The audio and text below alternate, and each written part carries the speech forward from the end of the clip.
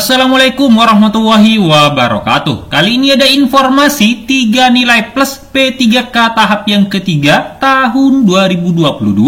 Nah, ini kesempatan untuk yang tidak lolos di tahap 1 dan tahap yang kedua. Dan P3K pada tahun 2022 cukup memprioritaskan guru honorer yang belum mendapatkan formasi dan tidak lolos di tahap 1 dan tahap 2.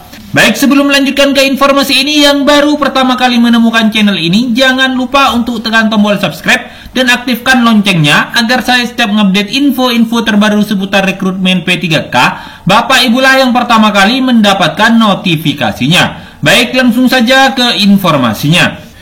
Dilansir dari berita soloraya.com, pada pelaksanaan P3K guru tahap yang ketiga tahun 2022 ini cukup memprioritaskan guru honorer yang belum mendapatkan formasi dan tidak lolos di tahap 1 dan tahap yang kedua. Nah, akan tetapi perlu diketahui pada P3K guru tahap yang ketiga ini justru terdapat nilai plus bagi guru honorer. Hal tersebut berdasarkan Permenpan RB nomor 28 tahun 2021 bahwasanya seleksi kompetensi P3K tahap yang ketiga akan tetap dilaksanakan. Nah, pada pasal 27 yang ada di peraturan tersebut dapat diketahui nilai plus yang bisa didapatkan guru honorer dalam menjadi ASN P3K.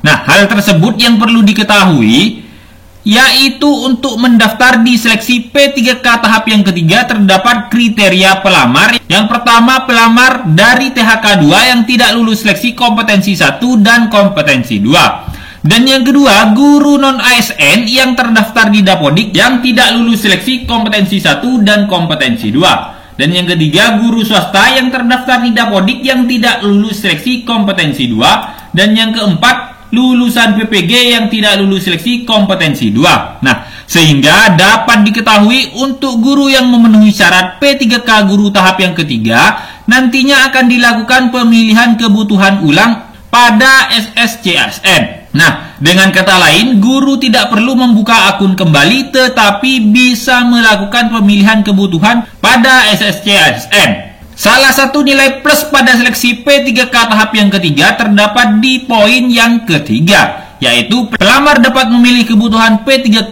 di seluruh sekolah wilayah Indonesia yang belum terpenuhi pada seleksi kompetensi 1 dan seleksi kompetensi 2, sertifikat pendidik dan atau kualifikasi pendidikan pelamar. Nah, tentunya hal tersebut menjadi kabar gembira bagi guru ketika Anda mengikuti seleksi P3K tahap yang ketiga. Maka salah satu nilai plus yang didapatkan yaitu bisa memilih sekolah dari seluruh wilayah atau bisa memonitor kebutuhan formasi dari berbagai wilayah. Dan yang kedua, untuk nilai plus yang didapatkan pelamar P3K guru tahun 2022 yaitu nilai di mana P3K tahap yang ketiga ini terdapat keistimewaan bagi guru seperti bagi guru yang telah lulus passing grade. Nah, hal tersebut dijelaskan pada pasal 27 ayat 2. Nah, nilai yang diperoleh sebagaimana dimaksud pada ayat 1 dan dapat ditentukan dari nilai terbaik di antara nilai sebagai berikut. Yang pertama, nilai seleksi kompetensi 1, yang kedua nilai seleksi kompetensi 2, dan yang ketiga nilai seleksi kompetensi 3. Nah,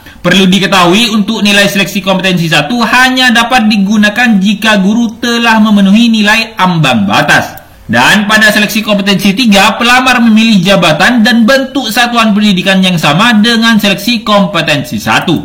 Kemudian untuk nilai plus yang ketiga yaitu bahwa nanti akan ada tahap pemenuhan kebutuhan P3K yang belum terpenuhi atau optimalisasi formasi. Jadi dalam hal kebutuhan P3K yang belum terpenuhi, kebutuhan P3K akan diisi oleh pelamar yang tidak lulus seleksi kompetensi 3 dengan ketentuan memenuhi nilai ambang batas dan jabatan yang diisi merupakan jabatan yang belum terpenuhi.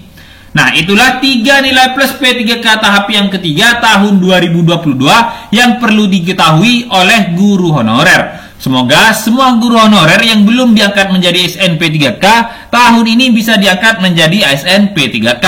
Semangat terus. Wassalamualaikum warahmatullahi wabarakatuh.